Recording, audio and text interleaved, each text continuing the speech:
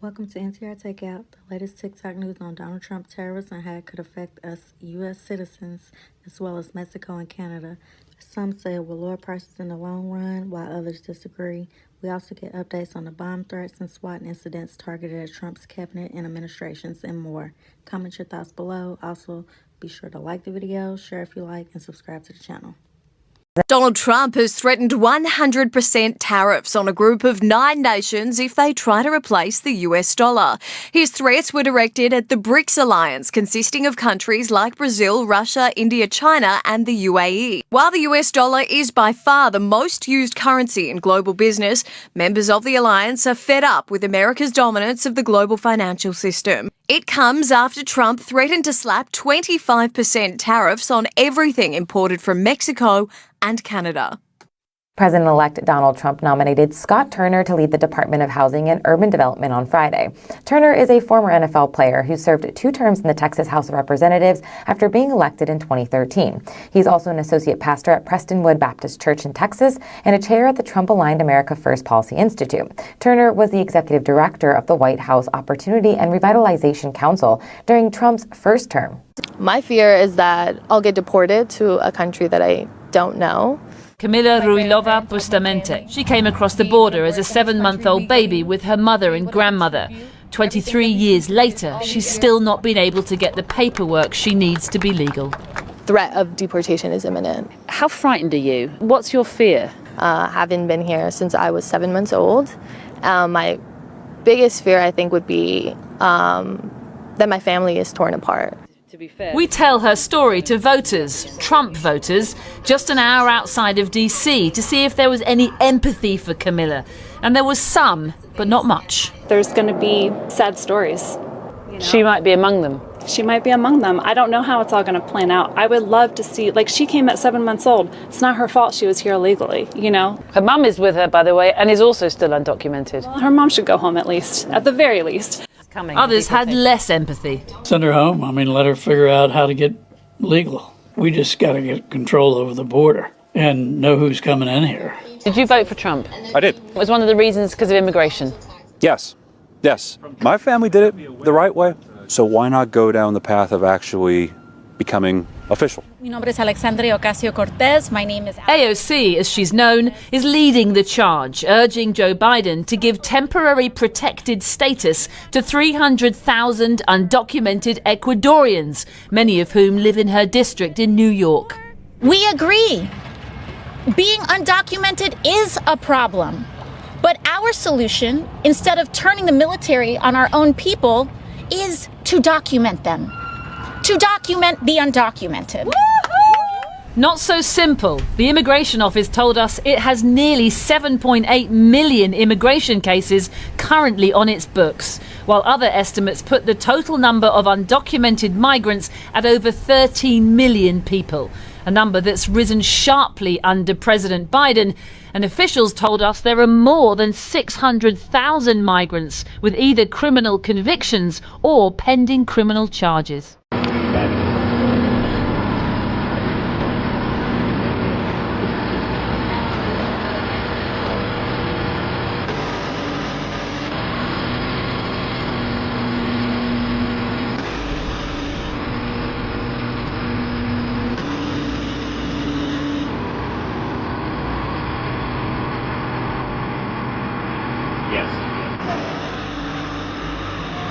Breaking news this hour as President-elect Trump has just announced that starting on day 1 of his administration, he'll charge Mexico and Canada a 25% tax for all products coming into the United States, all in caps there. That could raise costs for Americans on everything coming across either border. We're talking about cars, electronics, oil, wood, food, avocados, maple syrup. Trump says it's to force the U.S.'s closest neighbors to take action on illegal immigration and crime and drugs. But he's not stopping there. After that, just a few moments later, he also posted this on Truth Social, saying the United States will charge an additional 10% tariff on all of China's many products coming into the U.S. Of course, those many products include everything: smartphones, computers, washing machines, toys, video game consoles. My team of political and economic sources join me now. And Rana, just on the Mexico and Canada aspect, 51% of all fresh fruit. Reports are already starting to come out saying that Donald Trump is growing a bit tired of Elon Musk always being around him at Mar-a-Lago, but more importantly, of the reports that Elon Musk is secretly the one pulling the strings on his puppet Donald Trump from behind the scenes. And we know that with Donald Trump's recent pick as Lutnick for his Treasury Secretary, which is somebody that Elon Musk has been pushing. He even tweeted about it last weekend before the pick was made. And all of Donald Trump's allies and staffers didn't want Lutnick to be the pick. So now that he is, there's a lot of reports out there that are pissing Trump off saying that Elon Musk is pulling all the strings. Now, that leads me to yet another question. This one from Walpole in Worcester, who asks, what will likely happen to Elon Musk in the long term if this venture with Donald Trump backfires on him hard? Oh, see, it's not a question of if, it's a question of when. Those reports I just talked about Donald Trump getting pissed off at the media for saying Elon Musk, that's just the tip of the iceberg. You have all these other Trump allies getting in his ear right now, telling him that Elon Musk is a distraction, Elon Musk is an attention hog, and Elon Musk is dragging you down with bad cabinet picks. So I think it's going to be sooner rather than later. I don't see this friendship, in my opinion, and I could be wrong, of course, I don't see it lasting till next summer. Honestly, I'll give it that time frame. I think by next summer, Trump and Elon will have had a very bitter, very public feud, and they will go their separate ways. But still secretly supporting each other, maybe even publicly. But here's how that's going to happen. If it happens. This is my prediction again, if it happens this way. Right now, Donald Trump was given the golden opportunity because the media is saying that Elon Musk is the one telling him to pick all these horrible people. So if any of these horrible people do not get confirmed, Donald Trump can then go out there and say, listen, I listened to Musk. This guy was an idiot. He gave me a bad person. Obviously, they wouldn't pass the Senate. But I listened to him because I trusted him because he's a smart guy, but apparently he's not as smart as me. So I have decided to not listen to him, and I hope he enjoys his time with SpaceX. Oh, it'll happen. Even if Elon Musk is running the Department of Government Efficiency, none of these folks are going to last. I mean, the only ones who lasted during the previous Trump administration were the ones who just shut the hell up. They stayed out of the media. They stayed out off Trump's bad side. They didn't say anything, and they didn't do anything. They just had these positions they weren't qualified to hold, and then they just kind of disappeared, never to be seen or heard from again, basically. Now live with the details, Peter. Emily, this is a potential national security problem, so we have reached out to the National Security Council at the White House to find out what they are tracking. We will bring you their answer once we have one. We have also been in touch with some officials down with the transition team at Mar-a-Lago. They are not willing to go any further at this time than this statement. We made a graphic so you can follow along. Last night and this morning, several of President Trump's cabinet nominees and administration appointees were targeted in violent, un-American threats to their lives and those who live with them. These attacks ranged from bomb threats to swatting. In response, law enforcement and other authorities acted quickly to ensure the safety of those who were targeted. President Trump and the entire transition team are grateful for their swift action. And just as we were coming to air, we learned who at least one of these Trump appointees, or rather Trump nominees,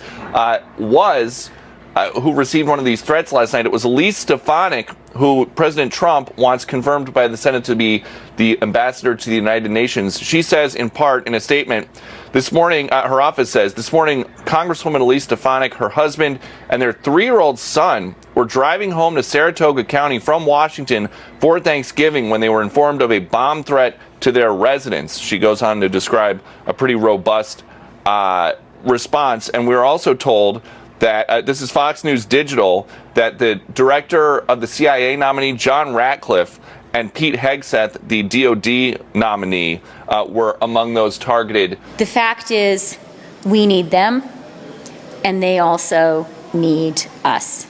Canada is the largest market for the U.S. in the world, larger than China, Japan, the UK, and France combined. It is also the case that the things we sell to the United States are the things they really need. We sell them oil, we sell them electricity, we sell them critical minerals and metals. The energy the United States imports from Canada is more important today than ever.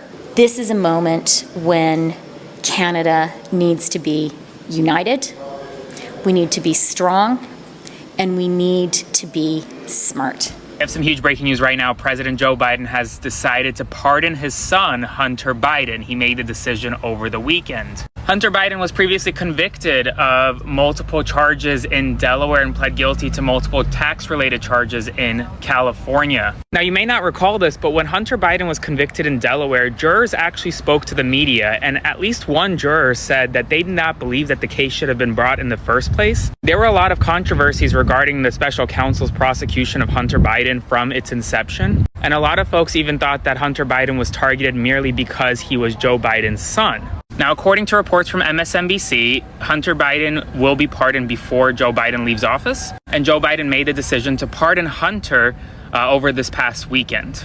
It's unclear whether President Biden will issue any other pardons before he leaves office. It is typical for a president to issue pardons. Donald Trump did that and pardoned Jared Kushner's dad before he left office. I think Kash Patel is a very strong nominee to take on the partisan corruption in the FBI. Trump. I think Kash Patel is a very strong nominee. I think the entire slate of cabinet nominees President Trump has put forward is very strong. I believe every one of these cabinet nominees is going to be confirmed by the Senate. I think Kash Patel is going to be confirmed by the Senate. You look at his background. He has a serious professional background. He was a prosecutor. He was a public defender. He was a senior intelligence staffer on Capitol Hill. He was a senior intelligence staffer in the White House. He was the chief of staff of the Department of Defense. He was the deputy director of national intelligence. And I got to say, all of the weeping and gnashing of teeth, all of the people pulling their hair out, are exactly the people who are dismayed about having a real reformer come into the FBI and clean out the corrupted partisans who sadly have burrowed into senior career positions at the FBI. The FBI and the Department of Justice are two institutions incredibly important to the rule of law in the United States.